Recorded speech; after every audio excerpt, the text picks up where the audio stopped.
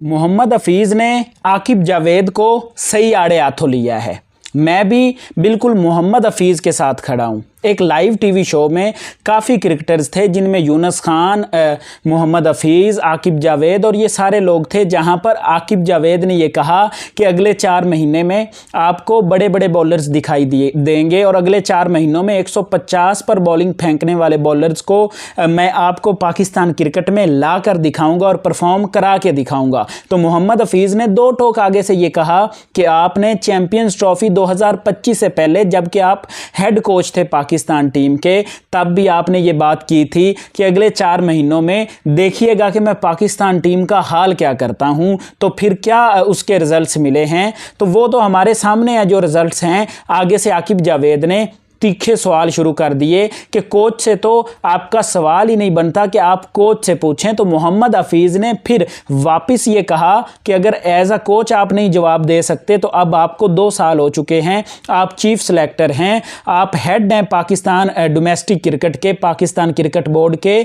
आप भी बता दें कि जो पाकिस्तान बिल्कुल डाउनफॉल कर रहा है, आए दिन पाकिस्तान की क्रिकेट डाउन से डाउन होती जा रही है। अब तो ये लगता है कि अगर हम जिम्बाब्वे से भी खेलेंगे ना तो हमारे दिल में डर लगा रहेगा कि शायद हम कहीं हार ही ना जाएं, क्योंकि आप बांग्लादेश से आराम से हार रहे हैं, आप ओडीआई सीरीज बांग्लादेश से हारे, आप टेस्ट सीरीज बांग्लादेश से हारे, आपने ना जाने क्या क्या पाकिस्तान क्रिकेट को नीचे से नीचा दिखाया है आकिब जावेद साहब। मोहम्मद हफीज़ ने बिल्कुल दुरुस्त कहा है कि अगर आप एज अ कोच उस टाइम आपने बोला है कि मैं कौन होता हूं जवाब देने वाला, तो अब आप सिलेक्टर हैं, अब तो जवाब दीजिए ना। अब तो आपने टीम को सिलेक्ट किया है, अब तो आपको जवाब देना चाहिए और आप एज अ चीफ सिलेक्टर आपको टीम के साथ रहना चाहिए, क्योंकि ऐसा ही होता है। आप इंडिया में देखें, वहां पर अजीत अगरकर टीम के साथ ट्रैवल करते हैं। अब उनकी इंग्लैंड में सीरीज थी, वहां पर अजीत अगरकर मौजूद थे।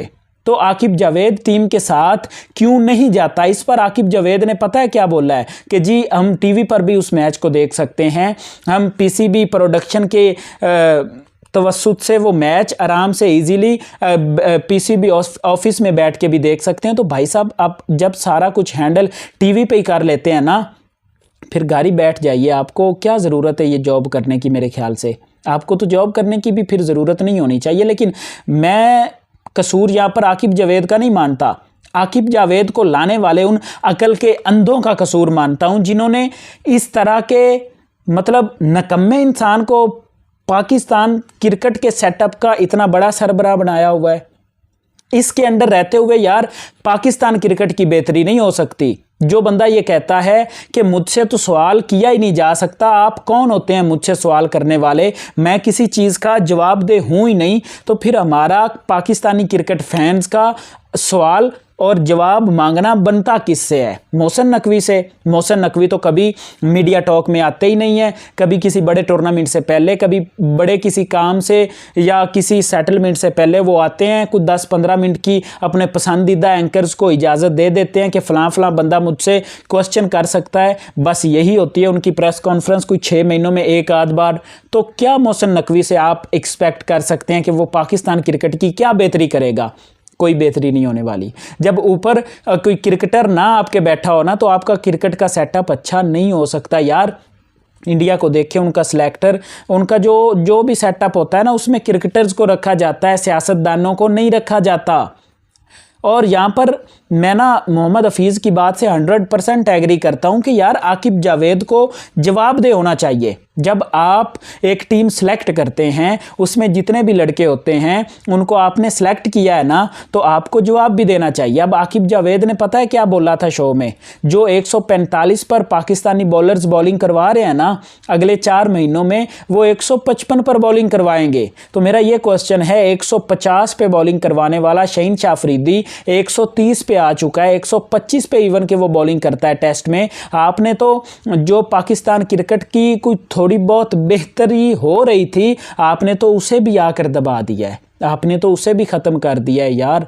आप कैसे कह सकते हैं कि जी अगले 4 महीनों में मैं बेहतरी करूंगा, जबकि आपने टीम सेलेक्ट करके ये बोल दिया है कि वेस्ट इंडीज़ के 2 मैचेस, और उसके बाद इंग्लैंड के 3 टेस्ट मैचेस, इन 5 में से अगर एक भी पाकिस्तान की टीम जीतती है तो ये बहुत बड़ा मौजज़ा होगा मेरे लिए। अगर आपकी सोच इतनी घटिया, इतनी छोटी है तो आप पाकिस्तान क्रिकेट का कैसे बेहतर सोच सकते हैं? मुझे बिल्कुल समझ में नहीं आ रहा कि ये आकिब जावेद को आखिर ऐसी क्या मजबूरी है मोहसिन नकवी की कि उसने सबको हटाया है, कोचेज़ को हटाया है, कप्तानों को हटाया है, हर दूसरी सीरीज़ में कप्तान चेंज कर देता है। इस एक बंदे को वो निकाल क्यों नहीं देता यार? इतने काम के बंदे, काम के क्रिकेटर्स पाकिस्तान में पड़े हैं। और मैं बिल्कुल सही कहता हूं कि वसीम अकरम, शुएब अख्तर जैसे लोग पाकिस्तान क्रिकेट सेटअप में क्यों नहीं आते? इसी वजह से नहीं आते। ये मोहसिन नकवी ने उसे भी ऑफर की थी, लेकिन उसे पता था ये लोगों को जलील करवाता है लाकर, जो उनका इतना बड़ा नाम है ये वो भी खराब करते हैं। इस वजह से उन्होंने एक्सेप्ट नहीं किया और यही घटिया बंदा इन्हें मिला था आकिब जावेद, जो कि दिन ब दिन पाकिस्तान क्रिकेट को डाउनफॉल की तरफ लेकर जा रहा है। आप ये देखिए कि इसके मतलब जितना भी इसका अरसा गुजरा है उसमें पाकिस्तान ने बेहतर क्या किया है, कहाँ पर पाकिस्तान जीता है, कहाँ पर पाकिस्तान ने अच्छा खेला है, सिर्फ मुझे ये बता दे। जब उससे सवाल किया जाता है वो जी कहता है 92 के बाद आपने क्या जीता है, 92 के बाद आपने क्या किया है। भाई आपने यही जिम्मेदारी तो ली है कि 92 के बाद हमने वर्ल्ड कप नहीं जीता, आपने वर्ल्ड कप जितवाना था। 2009 के बाद T20 वर्ल्ड कप नहीं जीता, आपको इसी वजह से लाया गया है कि जी आप जितवाएं वर्ल्ड कप। ये ना आगे से कहें कि आपने इससे पहले कौन सा जीता है जो अब मैं जितवाऊं। यार कितने फजूल और घटिया जवाब देते हैं आगे से। ये बातें बुरी लगती हैं ये, लेकिन ये हकीकत है। ये पाकिस्तान क्रिकेट को तबाह कर रहे हैं, ये लोग तबाह कर रहे हैं बिल्कुल।